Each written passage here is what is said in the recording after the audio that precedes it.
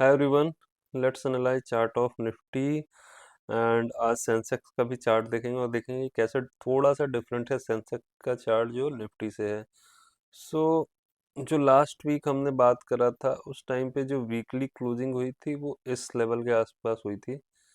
तो हमने बात ये करा था कि अगर इसके नीचे गैप डाउन मार्केट खुलती है 24,500 24,400 के आसपास, तो वहाँ पर हमें सेल नहीं करना है। वहाँ से हमें कहीं ना कहीं बाउंस बैक आपको देखने को मिल सकता है। और सेल करने वाला जो लेवल होगा जब 24,338 के नीचे मार्केट जब सस्टेन करेगी, 340 का लेवल हमने डिस्कस करा था, उसके नीचे मार्केट अगर सस्टेन होगी तब भी हमें सेल का कोई प्लानिंग करना है। क्योंकि ये वाला जो जोन है, ये वाला जो जोन है, ये 340 का, 338, 350 का जो जोन है, बहुत ज़्यादा इंपॉर्टेंट जोन है। एंड यहाँ पर मार्केट कहीं ना कहीं सपोर्ट ले सकती है। और दूसरा रीज़न ये था कि इस वाले पॉइंट से और इस वाले पॉइंट को जब आप दोनों डॉट को जब आप ज्वाइन करोगे तो बड़े टाइम फ्रेम का यहाँ पर ट्रेंड लाइन आ रहा है। तो जब तक इसके ऊपर है तब तक आपको सेल नहीं करना है। और जैसे इसके नीचे सस्टेन करना स्टार्ट करेगी मार्केट, देन आप सेलिंग का इसमें प्लान कर सकते हो। तो मंथली पिछले पिछले मंथ का कैंडल देखो तो एक हाई वेव कैंडल यहाँ पर बना था कि मार्केट ऊपर भी गई थी, नीचे भी गई थी। एंड उसके बाद आपको यहाँ पर gap down closing close opening देखने को मिली। एंड अभी तक जो मार्केट मंथली कैंडल अगर आप देखोगे तो वो नेगेटिव ही कहीं ना कहीं ट्रेड कर रहा है। तो इस वाले जोन से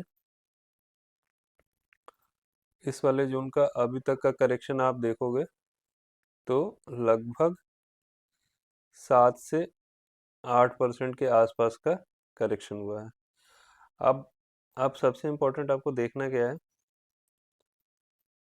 जैसे इसके इस 340 के नीचे अगर मार्केट निकलती है और उसके नीचे अगर मार्केट सस्टेन करती है तो मंथली टाइम फ्रेम में बहुत ज़्यादा बेरिशनेस आपको देखने को मिल सकता है।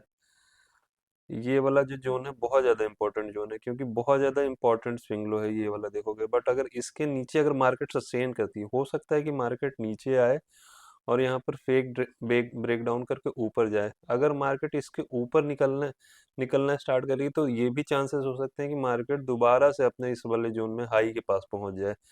बट यहाँ पर बहुत कॉशियसली इस वाले लेवल को आपको देखना होगा कि मार्केट यहाँ पर कैसा बिहेव करती है। मतलब ब्रेक डाउन करने के बाद भी ऐसा नहीं है कि ऐसा नहीं होगा कि मार्केट कंटिन्यूअसली चलती जाए। हो सकता है कि गैप डाउन होके फेक ब्रेक डाउन करके ऊपर आ जाए मार्केट। तो इस वाले जोन को बहुत ज़्यादा इंपॉर्टेंटली ट्रैक करना है।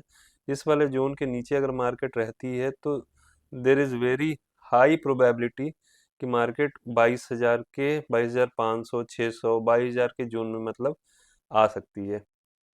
दूसरा, अगर आप यहाँ पर सेंसेक्स का चार्ट देखोगे तो सेंसेक्स में क्या हुआ, सबसे इम्पोर्टेंट आपको यहाँ पर समझना पड़ेगा। सेंसेक्स में अगर आप देखो ना तो सेंसेक्स का जो मंथली स्विंग लो था, ये वाला लेवल था, विच इज 79,800 के आसपास का लेवल था। सेंसेक्स ने उस लेवल को ब्रेक कर दिया है। अब ब्रेक करने के बाद मार्केट क्या कर रही है आप देखोगे यहाँ पर, तो इस वाले जोन पे सपोर्ट ले रही है 78,772।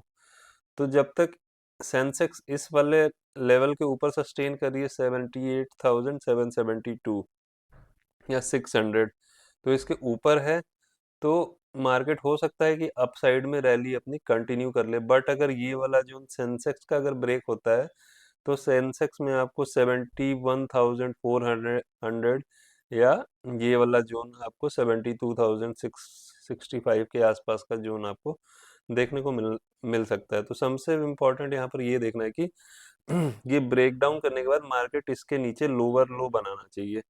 मतलब नीचे गई फिर ऊपर आए मार्केट, ठीक है, इस टाइप का स्ट्रक्चर होना चाहिए।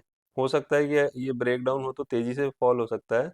तो अगर सीधे सीधे अगर इसको फॉल करना है तो यहाँ पर स्पीड स्लो नहीं होनी चाहिए। ऐसा नहीं है कि यहाँ पर आगे मार्केट रुक जाए। मार्केट अगर रुक के और दोबारा से नीचे ब्रेक करती है देन चांसेस होंगे कि मार्केट नीचे जाए। और दूसरा कंडीशन ये होगा कि अगर स्पीड से ब्रेक होते चले जाता है तो फिर आपको ये वाला लेवल सीधे सीधे देखने को मिल सकता है। बट आपको सबसे इम्पोर्टेंट ये देखना है कि यहाँ पर स्पीड कैसी है, और स्पीड अगर नहीं है यहाँ पर नीचे ब्रेक डाउन कर रहा है और यहाँ पर कंसोलिडेशन हो रहा है, तो आपको ये देखना है कि ये लेवल को रीटेस्ट करके दोबारा से नीचे ब्रेक करता है या दोबारा से ऊपर निकलता है। दोबारा से ऊपर निकलेगा तो देयर इज फेयर चांस कि मार्केट दोबारा से अपने आप को ऊपर खींच दे।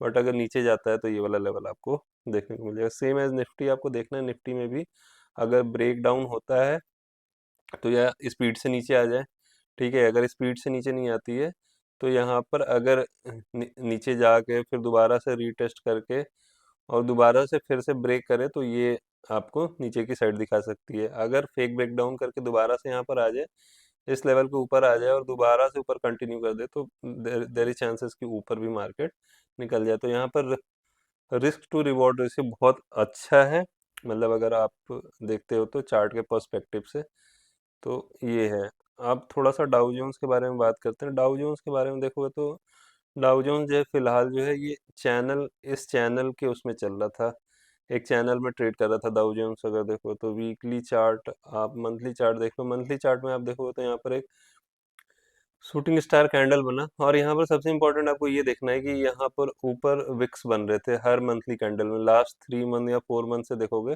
तो अप साइड में विक्स बन रहे थे। दैट मीन्स कि यहाँ पर कहीं ना कहीं सेलिंग प्रेशर आ रहा था, मतलब बायर्स आ रहे थे बट बायर्स अपने आप को ऊपर सस्टेन नहीं कर पा रहे थे। तो ये विक्स से आपको ये पता लगता है कि मतलब अमेरिकन मार्केट्स जो है, डाउ जोन्स जो है ऊपर की साइड में यहाँ पर आपको कहीं ना कहीं आपको सेलिंग देखने को मिल रहा था। और वीकली चार्ट और डेली चार्ट देखो तो यहाँ पर एक चैनल टाइप का पैटर्न मिला था। चैनल पैटर्न का आज ब्रेकडाउन आपको देखने को मिला है। अगर आप देखोगे तो अ, वैसे तो नीचे से बाइंग का प्रेशर थोड़ा बहुत आ रहा है क्योंकि गैप डाउन खुला था, नीचे गया फिर ऊपर हुआ।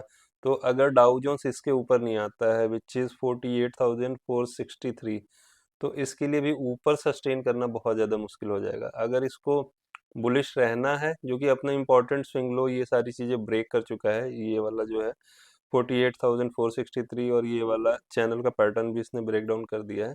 तो अगर दोबारा से अगर ये इसके ऊपर नहीं आता है 48,463, तो इसमें भी आपको अच्छा खासा कहीं ना कहीं फॉल आपको देखने को मिल जाएगा, ये वाला जो जोन है,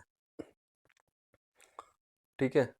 अब डाउ जोन्स की हमने बात कर ली, अब थोड़ा सा बैंक निफ्टी की बात कर लेते हैं। Bank Nifty